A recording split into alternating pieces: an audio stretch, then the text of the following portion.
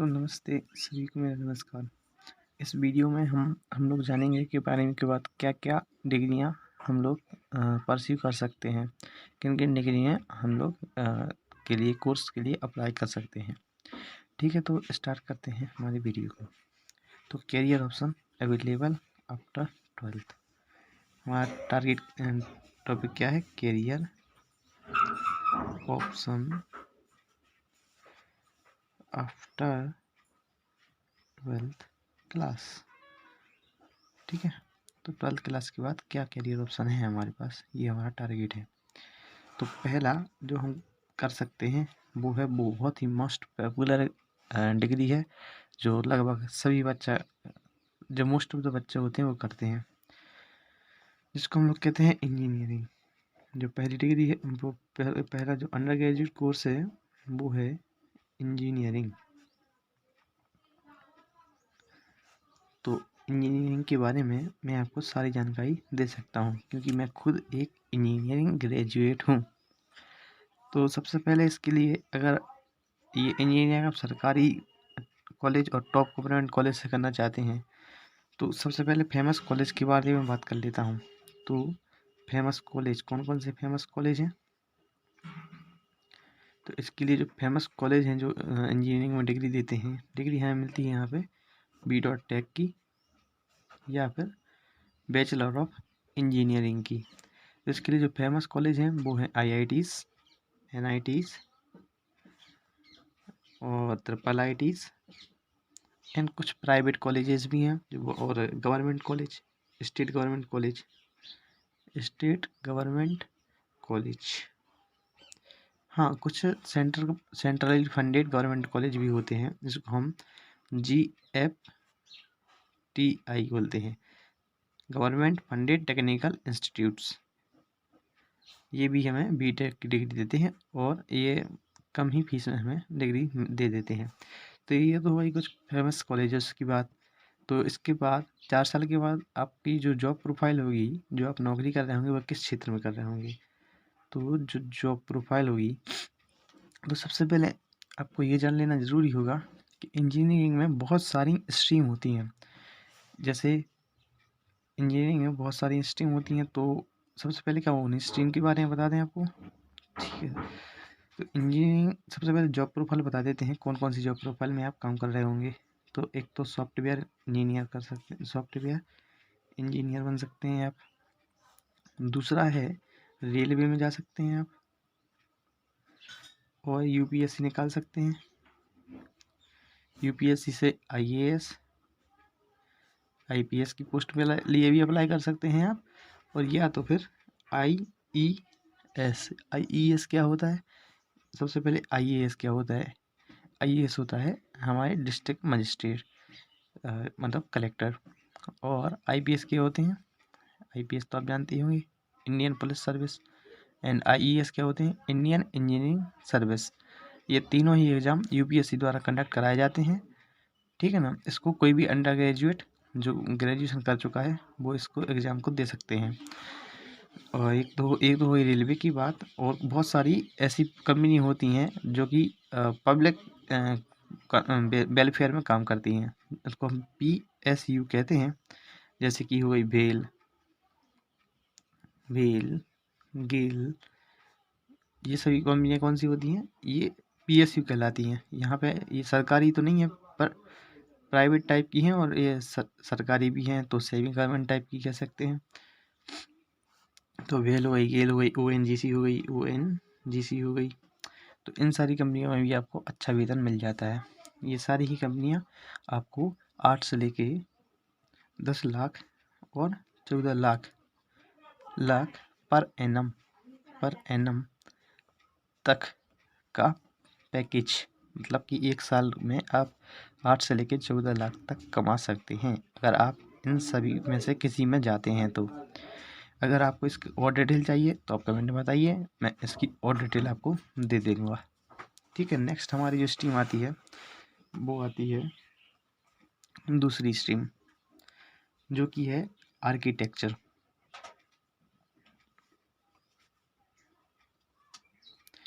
Architecture में क्या चीज़ें इन्वॉल्व रहती है? तो आर्किटेक्चर वो लोग कहलाते हैं जो हमें अच्छी अच्छी बिल्डिंगों की डिज़ाइन बना के देते हैं। जैसे आपने देखी होगी, अगर आपने सुना हो तो बुर्ज खलीफा, उनकी डिज़ाइन बहुत ही फेमस आर्किटेक्चर ने बनाई थी। ये जो राम मंदिर बन रहा है तो उसके लिए भी जो डिज़ाइन होगी वो एक आर्किटेक्चर ही डिज़ाइन करेंगे, तो आर्किटेक्चर ही डिज़ाइन करेंगे। तो ये आर्किटेक्चर एक ये जो हमें डिग्री मिलती है वो मिलती है BR की डिग्री मिलती है। जो ये डिग्री देते हैं उनके लिए कुछ फेमस कॉलेज, प्राइवेट कॉलेज भी होते हैं, पर मैं सिर्फ फेमस गवर्नमेंट कॉलेज की बात करूँगा यहाँ पे। तो जो फेमस गवर्नमेंट कॉलेज होते हैं वो होते हैं IITs, NITs एंड बस, तब पर IIT डिग्री नहीं देते हैं। तो इसके लिए जो आपको एग्ज़ाम निकालना होगा वो कौन सा होगा, वो होगा BR का एग्ज़ाम। ये NTA द्वारा करवाया जाता है BR का एग्ज़ाम। इसके लिए अलग से फॉर्म डलता है। इसमें एक एक आपका टेस्ट होता है पेंटिंग का और फिजिक्स, मैथ और केमिस्ट्री का। ज़्यादातर इसमें मैथ के क्वेश्चन आते हैं, ठीक है। और ऊपर मैंने बताया नहीं आपको, इंजीनियरिंग एग्ज़ाम में इन कॉलेजों में एडमिशन लेने के लिए, तो NITs में एडमिशन लेने के लिए आपको JEE मेंस निकालना होगा। JEE मेंस, इसके जो फॉर्म है वो लगभग जनवरी में आपको मिल जाते हैं। 1 से 7 जनवरी के बीच में इसके फॉर्म डालना शुरू हो जाते हैं। तो ये जो JEE मेंस का एग्ज़ाम है वो आप IIT को छोड़ के बाकी किसी भी कॉलेज में एडमिशन लेने के लिए JEE मेंस का एग्ज़ाम ही देखा जाएगा। स्टेट गवर्नमेंट कॉलेज में भी JEE मेंस का एग्ज़ाम ही लगता है। और IITs में एडमिशन के लिए सबसे पहले आपको ये एग्ज़ाम निकालना पड़ेगा, और इस एग्ज़ाम के बाद आपको JEE एडवांस का एग्ज़ाम निकालना पड़ेगा। एडवांस निकालने के बाद आप IITs में एडमिशन ले सकते हैं। अगर आपको और डिटेल चाहिए इन सभी के बारे में तो आप कमेंट में बताइए, मैं और डिटेल दे दूंगा। क्योंकि ये वीडियो लंबी हो रही है, इसलिए मैं थोड़ा थोड़ा ही बता पाऊंगा सारे कोर्स के बारे में अभी। तो BR की डिग्री दी जाती है हमें, और इसकी जो जॉब प्रोफाइल होती है, जो कैरियर होता है हमारा कैरियर, तो वो किस क्षेत्र में बनता है, तो वो बनता है जैसे इंटीरियर डिज़ाइन। इंटीरियर डिज़ाइन जानते हैं कि आप क्या क्या होता है? इंटीरियर डिज़ाइन वो होता है जैसे कि जो नए घर बनते हैं, नई बिल्डिंग बनती है, नए ऑफिस बनते हैं, तो उनको मोर अट्रैक्टिव कैसे बनाया जाए, ये सब का काम इंटीरियर डिज़ाइनर करते हैं। इंडस्ट्रियल डिज़ाइन मतलब कि जो इंडस्ट्री जो सेटअप होती है ना, तो उनको कैसे बहुत अट्रैक्टिव तरीके से बनाया जाए, तो उन सब का जो काम करेंगे वो इंडस्ट्रियल डिज़ाइनर करेंगे। अर्बन डिज़ाइन, ये जो स्मार्ट सिटी अभी प्रोजेक्ट लॉन्च हुआ है, तो उसका जो इतना बड़ा प्लान है कि कहाँ से मेट्रो गुजरनी है, कहाँ से रेलवे लाइन निकालनी है, कहाँ से वाटर पानी की लाइन निकालनी है, तो ये सब जो काम होंगे वो अर्बन डिज़ाइन, ये वाले जो आर्किटेक्ट करे होंगे इस वाले कोर्स में, BR करे होंगे, वो लोग इसको अभी देख रहे होंगे इस प्रोजेक्ट को। तो इस प्रकार की जॉब प्रोफाइल में आप एनरोल हो जाएंगे अगर आपने BR की डिग्री करी है, ठीक है। और जो सैलरी की रेंज है वो आपकी 9 to 16 LPA lakh per annum होती है। आपके काम के हिसाब से ये बढ़ भी और घट भी सकती है। तो अगला जो हमारे पास कोर्स है वो है डिफेंस में जाने का। 12वीं के बाद सीधे आप डिफेंस के लिए भी अप्लाई कर सकते हैं, जो कि कराया जाता है NDA द्वारा। जो कि 3rd नंबर का हमारे पास ऑप्शन है वो क्या है? NDA। NDA का मतलब है नेशनल डिफेंस एकेडमी, इसके द्वारा एग्ज़ाम कराया जाता है। तो उसका नाम ही है, एग्ज़ाम का नाम है NDA एग्ज़ाम। इस एग्ज़ाम को निकालने के बाद आप air force, navy and Indian army में ज्वाइन कर सकते हैं। और इन तीनों में अगर आपने NDA का एग्ज़ाम निकाला है तो आपको ऑफिसर पोस्ट पर ही चयनित किया जाएगा, ऑफिसर बना दिया जाएगा आपको। बहुत सारे ऑफिसर पोस्ट होते हैं, तो उनमें से किसी ऑफिसर पोस्ट पे आपको आपकी ग्रेडिंग के हिसाब से बना दिया जाएगा। ठीक है। अब आगे जो और कर सकते हैं हम 12th के बाद, अगला जो हमारे पास ऑप्शन है वो है BSc forensic science. BSc forensic science, forensic science. तो बीएससी फॉरेंसिक साइंस, अच्छा तो इसमें क्या होता है, इसमें होना ये है, जैसे सीआईडी देखा होगा आपने, उस सीआईडी में जो डॉक्टर सावल के जो काम करते थे वही उसी एग्जाम्पल से आप समझ सकते हैं कि बीएससी फॉरेंसिक साइंस करने के बाद ही वो काम कर पाए होंगे। वो मतलब जो उन्होंने डिग्री ली होगी इस काम को करने के लिए, वो बीएससी फॉरेंसिक साइंस की डिग्री ली होगी उन्होंने, ठीक है ना। तो अगर आपको उस प्रकार की काम करने में ज़्यादा आनंद आता है, जैसे कि इन्वेस्टिगेशन हो गई, कोई सुराग को सबूत बनाने में आपको मज़ा आता है, कोई छोटी सी चीज़ से आप उसको मतलब अपराध को पकड़ सकते हैं, तो आप बीएससी फॉरेंसिक साइंस कर सकते हैं। ये बहुत ही इंटरेस्टिंग है और इसका स्कोप भी बहुत है, क्योंकि इसका कंपटीशन कम है, तो ये बहुत ही इंटरेस्टिंग हो सकती है। तो जो इसकी जॉब प्रोफाइल होगी वो होगी क्राइम सीन इन्वेस्टिगेशन। मतलब ये वो होते हैं जो क्राइम सीन जहाँ पे हुआ है वहाँ पे जाके ये सुराग को सबूत में बदल देते हैं, इन्वेस्टिगेटर, ठीक है ना। ये वो होते हैं फॉरेंसिक साइंस, फोरेंसिक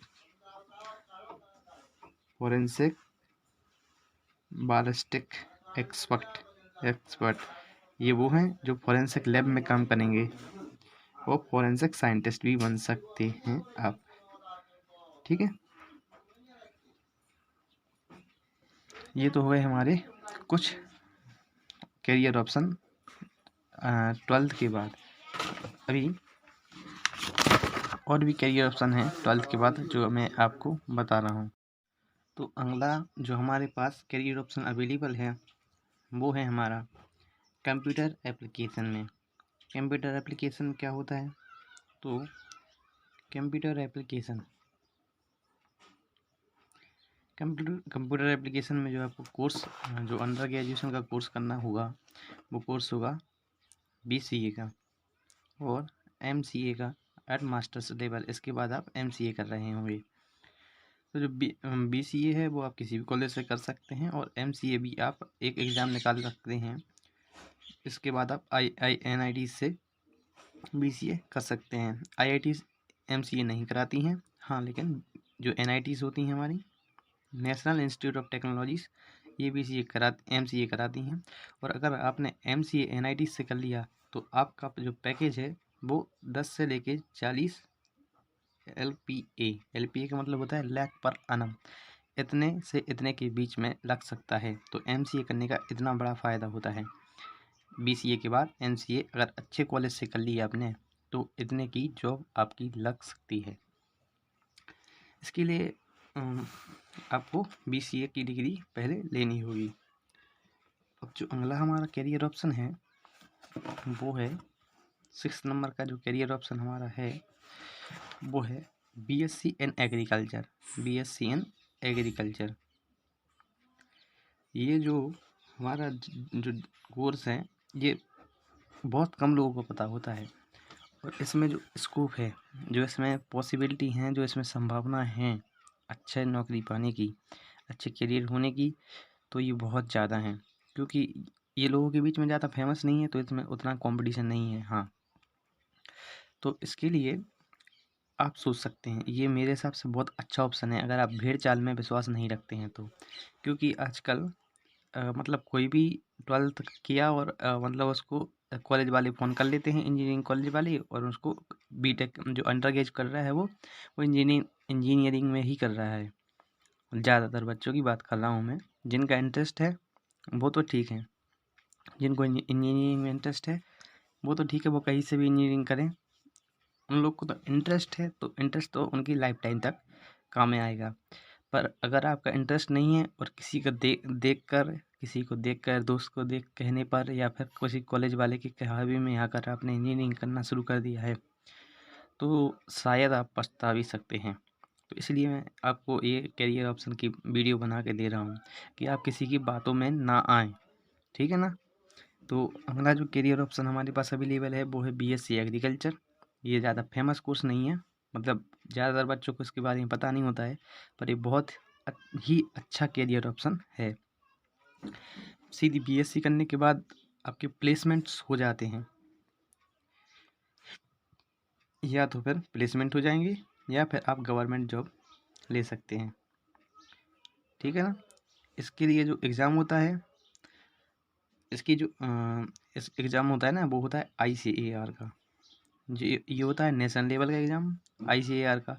और अगर आप MP में रह रहे हैं तो MP का जो एग्ज़ाम होता है वो होता है MP पैट। MP पैट का मैंने अभी क्यों बताया, वो इसलिए क्योंकि इसकी जो लास्ट डेट है वो बहुत ही पास में है। इसकी लास्ट डेट है ना 26 अक्टूबर है, ठीक है, अप्लाई करने की। तो लास्ट डेट है ये, इसलिए मैंने ये बता दिया है कि आप अगर MPP पैट के लिए अप्लाई करना चाहते हैं तो लास्ट डेट 26 अक्टूबर है, इसलिए आप अप्लाई जल्दी से जल्दी कर दें। आज ही MPP पैट की साइट पर जाके अप्लाई कर दें। अगर आपको इसमें अप्लाई करने में भी दिक्कत आ रही है तो बताइए, मैं आपको अप्लाई करके भी दिखा देता हूँ कि कैसे अप्लाई करना है, ठीक है ना। ये बहुत ही अच्छा कोर्स है, मैंने बताया आपको कि BSc एग्रीकल्चर बहुत ही अच्छा जॉब प्रोफाइल हो सकता है। इसमें गवर्नमेंट की जो नौकरियां हैं वो बहुत ही ज़्यादा हैं, ठीक है। तो गवर्नमेंट जॉब में किस रोल में आपको BSc एग्रीकल्चर ऑफिसर बनाया जा सकता है, एग्रीकल्चर ऑफिसर बनाया जा सकता है, ठीक है ना।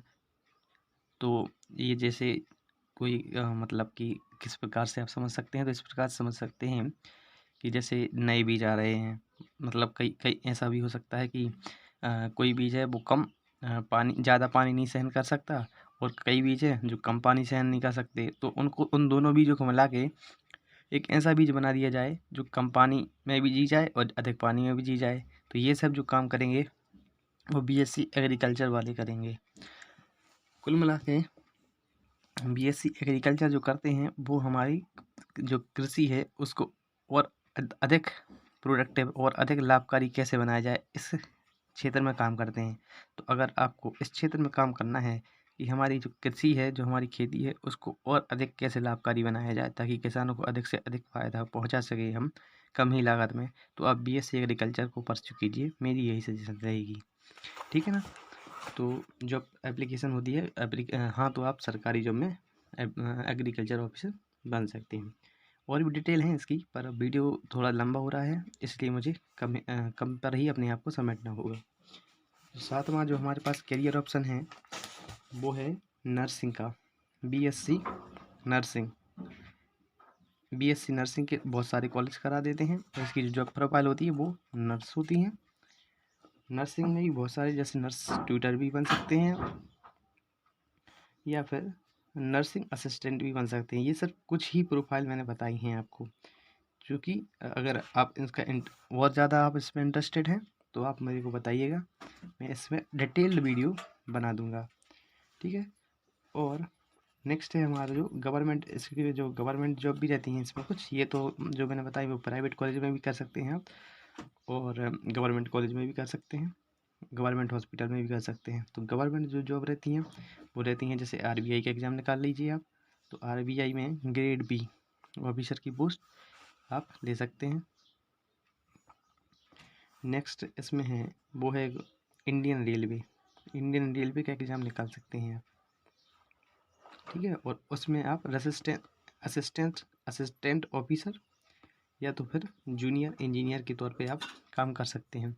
इसका इंडियन रेलवे में बहुत अपने इंडिया का सबसे बड़ा जॉब देने वाला सेक्टर है, और अ, अच्छा लाइफ स्टाइल देता है, ठीक है ना। तो अगला जो जॉब प्रोफाइल है वो हमारा है SBI POB, कर सकते हैं आप। और जो बाकी एग्ज़ाम है वो है जैसे IFS, UPSC, railway and bank, इन सारे सेक्टर में आप जा सकते हैं BSc एग्रीकल्चर करने के बाद। तो आपको एक बहुत ही बड़ा करियर की ऑप्शन को चूज़ करने की उपलब्धता है। BSc एग्रीकल्चर करने के बाद आप बहुत सारे करियर ऑप्शन के स्विच कर सकते हैं, तो ये एक बहुत ही अच्छा करियर ऑप्शन हो सकता है मेरे हिसाब से। अगला जो है वो है B.Ed, वो है B.Ed। तो B.Ed में आपको जो बेसिकली जो जॉब प्रोफाइल मिलेगी आपको वो होगी टीचर की या फिर प्रोफेसर की। B.Ed आप कर सकते हैं अगर आपको किसी को पढ़ाने में अच्छा लगता है, आप देश का भविष्य बनाना चाहते हैं, आपको लगता है कि आप देश के नए बच्चों को देश का उज्जवल भविष्य बनाने में मदद कर सकते हैं, आप भारत में परिवर्तन लाना चाहते हैं, तो आप B.Tech करके टीचर बन के। बीएड आप कर सकते हैं अगर आपको किसी को पढ़ाने में अच्छा लगता है, आप देश का भविष्य बनाना चाहते हैं, आपको लगता है कि आप देश के नए बच्चों को देश का उज्जवल भविष्य बनाने में मदद कर सकते हैं। आप भारत में परिवर्तन लाना चाहते हैं तो आप बीटेक करके टीचर बन के आप चेंज लाने की कोशिश कर सकते हैं। ठीक है, अगला जो ऑप्शन हमारे पास है वो है 10th, जो मैंने पहले बताया था ना, ICAR। तो इसके बारे में थोड़ा डिटेल बता देता हूँ। तो इसका जो फुल फॉर्म होता है वो होता है Indian council of agriculture research. ठीक है, इसकी जो फॉर्म की जो डेट आती है ना, फॉर्म कब से डलना शुरू होती हैं, तो वो जुलाई से लेके अगस्त के बीच में डलना शुरू हो जाते हैं। ठीक है, अब इसकी तो अभी डेट, इस साल तो डेट निकल गई है, अब जब अगले साल इसकी डेट आएगी तो मैं आपको ज़रूर बता दूंगा। इसके बाद जो हमारा नेक्स्ट का करियर ऑप्शन है वो है डॉक्टर की लाइन में। ठीक है, तो अगला जो करियर ऑप्शन है वो डॉक्टर की लाइन में है। तो इसके लिए अगर आप प्रॉपर डॉक्टर ही बनना चाहते हैं, डॉक्टर के लिए, तो डॉक्टर के लिए आपको एक एग्ज़ाम निकालना होता है, उसका नाम होता है नीट। आप नीट एग्ज़ाम निकालने के बाद कुछ जैसे एम्स होती हैं, तो एम्स में भी दाखिला ले सकते हैं, और जो टॉप कॉलेजेस होते हैं, टॉप कॉलेज, उनमें भी दाखिला ले सकते हैं। अगर आप प्राइवेट से करना चाहेंगे डॉक्टर की डिग्री, तो आपको ये बहुत कॉस्टली पड़ेगी। ये लगभग 60 लाख से 1 करोड़ के बीच में पड़ सकती है। ठीक है, तो इसीलिए मैं कहूँगा कि अगर आप डॉक्टर सच में डॉक्टर बनना चाहते हैं तो आप नीट की तैयारी करना शुरू कीजिए और एम्स या टॉप कॉलेजेस में एडमिशन ले लीजिए। इसी में जो अगर मान लो नीट में कम नंबर आते हैं आपके, तो आप BHMS की डिग्री भी ले सकते हैं, BHMS की डिग्री भी ले सकते हैं, और ये थोड़े कम नंबर पे भी आपको ये कॉलेज मिल जाते हैं BHMS करने के लिए। इसी में जो हमारा जो अगला करियर ऑप्शन मैं इसी के बनाता हूँ वो होता है बी फार्मा करने के बाद आप या तो फिर किसी दवाई की कंपनी में आप नौकरी कर सकते हैं, वहाँ पे आपको अच्छा सैलरी मिल जाएगी, और या तो फिर आप खुद का एक मेडिकल स्टोर खोल सकते हैं जहाँ पे आप थोक में दवाइयाँ बेच सकते हैं, या फिर आप खुले में भी दवाइयाँ बेच सकते हैं। अच्छा, बी फार्मा के एडमिशन के लिए 12th के मार्क्स देखे जाते हैं। 12th के मार्क्स, कुछ कॉलेजेस में 12th के मार्क्स देखे जाते हैं, और कुछ कॉलेजेस अपना खुद का एग्ज़ाम कराते हैं। ठीक है, तो अगर आपको ये लगता है कि इनमें से किसी कोर्स को आपको और अधिक जानना है, जैसे बी डॉक्टर के बारे में जानना होगा, MBBS करने के लिए यहाँ पर जो डिग्री मिलती है वो MBBS की मिलती है। ठीक है, तो अगर आप किसी और को बहुत अच्छे से जानना है कि लिया कि अब डॉक्टर ही बनना है, तो इसके बारे में अगर आपको डिटेल चाहिए तो आप बताइए, मैं इसकी डिटेल आपको नेक्स्ट वीडियो में बना के दे दूंगा। बी फार्म के बारे में अगर डिटेल चाहते हैं, कैसे कौन से कॉलेज टॉप कॉलेज हैं, कहाँ से करना अच्छा होता है, तो उसके लिए मैं भी डिटेल दे देता हूँ। नाम जो मुझे पता है वो है डॉक्टर हरी सिंह गौर विश्वविद्यालय। हरी सिंह गौर विश्वविद्यालय ये सागर में स्थित है। ये सागर में स्थित है, मध्य प्रदेश में।